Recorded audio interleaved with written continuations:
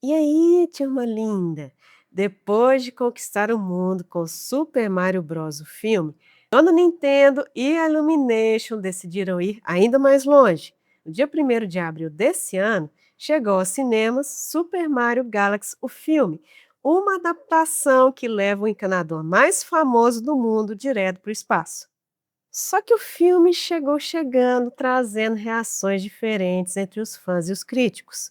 E no vídeo de hoje, vamos dar uma olhadinha no filme e descobrir os motivos que fizeram essa belezura ter tanta reação mista. E lógico, vamos falar também da trilha sonora completa. Vem com nós!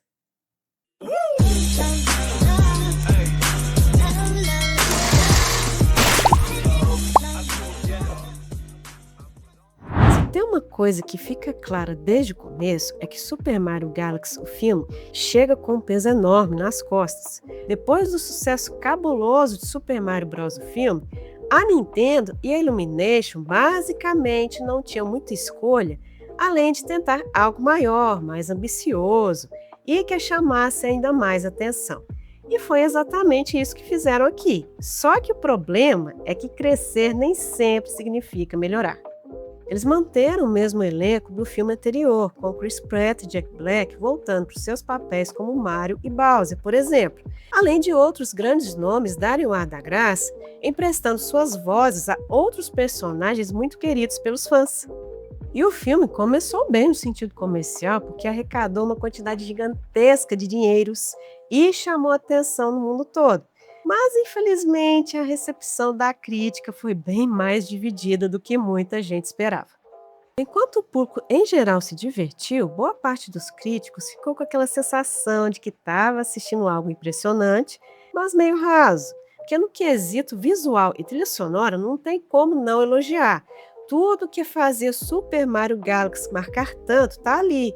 Os planetas, cores super vibrantes, cenários lindíssimos e que parecem desafiar a lógica o tempo todo. Tanto é que tem momentos que você realmente sente que está assistindo a um game em movimento e isso funciona bem pra caramba. É o tipo de animação que te prende o tempo todo, mesmo quando a história não segue um caminho com mais profundidade. E é aí que entra o primeiro grande porém do filme. Ele depende demais dessa parte visual e não é que não exista um enredo. Ele está ali, mas muitas vezes parece mais um fio condutor básico para ligar uma sequência cabulosa à outra. Em vários momentos, dá a sensação de que tudo acontece rápido demais, com conflitos sendo resolvidos sem muito desenvolvimento e ideias que não têm tempo de amadurecer na tela. Inclusive, isso se conecta com outro ponto que muita gente comentou: a quantidade gigante de referências e elementos da franquia. Tipo, isso é maravilhoso para quem já conhece o universo do Mario, porque fica quase um jogo de reconhecimento. Só que, ao mesmo tempo, isso às vezes ocupa o espaço que poderia ser usado para desenvolver melhor a narrativa. Não chega a ser um defeito isolado, mas ajuda para essa sensação de que o filme está mais interessado em mostrar coisas legais do que em construir algo mais sólido para quem está assistindo. E isso fica ainda mais claro quando o filme tenta ser emocional. Você tem uma estrutura principal do Mario, Luigi, Peach e seus aliados em resgatarem a Rosalina depois dela ter sido capturada pelo Bowser Jr.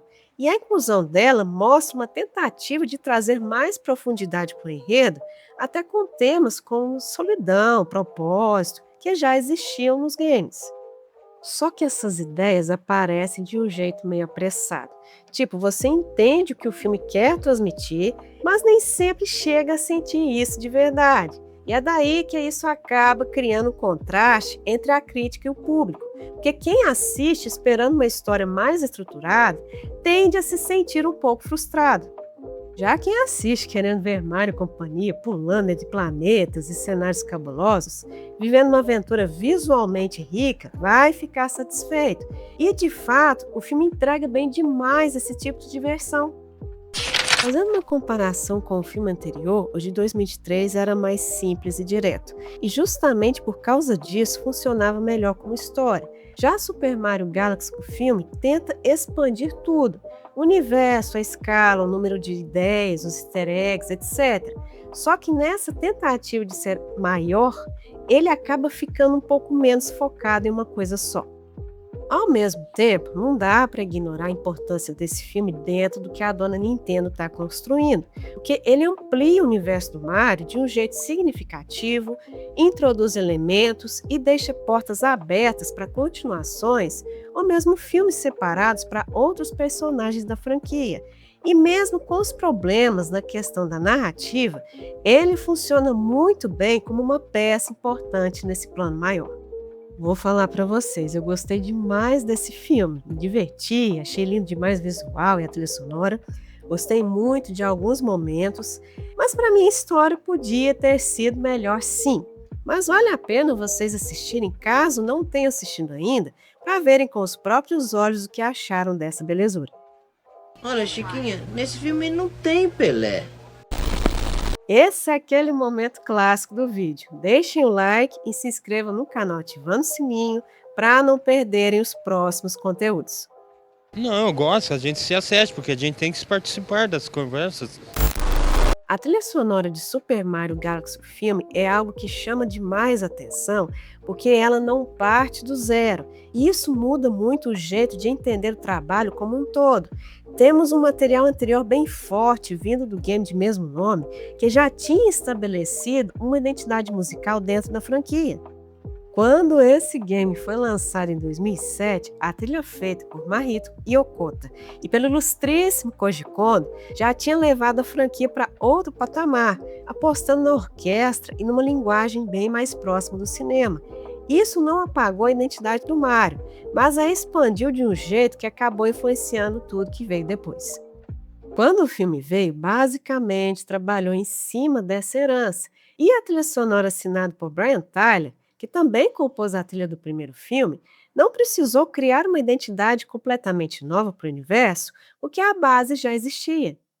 O desafio acabou sendo outro: transformar esse material que nasceu como música interativa de game em algo que funcionasse dentro de uma narrativa cinematográfica, equilibrando os temas clássicos que a galera já conhece com as novas composições que precisavam sustentar as cenas inéditas e a lógica emocional do filme, algo bem diferente da proposta de um game.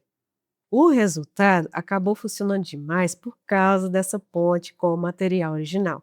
Os temas clássicos de outros games também continuam aparecendo, mas agora reorganizados dentro de uma estrutura de cinema, com crescendos em alguns momentos e uma condução emocional mais contínua. Ao mesmo tempo, o material novo veio para preencher espaços que antes eram na interação do jogador. Então a música passou a ter um papel mais ativo em guiar a experiência de quem está assistindo e não só acompanhar as jogatinas. E a presença da consultoria de Koji Kondo nesse processo ajudou demais a manter a estética da história, não como alguém que segurou a criatividade de Brian Tyler, mas como uma referência viva da linguagem musical da franquia. Ele foi uma garantia de que, mesmo com as mudanças de formato e do estilo da narrativa, o som ainda pertence ao universo do encanador, e isso evitou que o resultado final virasse algo genérico e sem personalidade. Outro aspecto que também chama atenção na trilha é como ela alterna entre grandiosidade e momentos mais contidos, porque as passagens orquestrais mais amplas reforçam a sensação de escala espacial e aventura, enquanto os momentos mais delicados ajudam a dar respiro emocional, especialmente nas cenas ligadas a Rosalina. Isso cria um contraste importantíssimo porque impede que a trilha vive só uma sequência de explosões orquestrais pipocando nos ouvidos. Mas, ao mesmo tempo, a música assume um papel ativo demais nas telinhas. Ela não só acompanha o que está acontecendo, como consegue manter a força do material original. E isso faz ela carregar mais intenção emocional do que o próprio roteiro consegue sustentar sozinho. Outra coisa que faz o coração bater ao escutar a trilha é o reconhecimento dos temas dos games da franquia. Você escuta as referências dessas belezuras ao longo do filme, mas as faixas novas também são bem feitas demais e continuam mostrando para os nossos ouvidos o porquê a franquia Mario emociona até hoje. Dá até para falar que a trilha acaba construindo uma identidade própria. O trabalho de Brian Tyler aparece no jeito como a trilha foi estruturada, com uma estética mais cinematográfica de desenvolvimento, transições mais fluidas e uma condução emocional mais profunda, além de conduzir também o tempo da narrativa. A trilha sonora funciona porque entende demais o papel que precisava cumprir.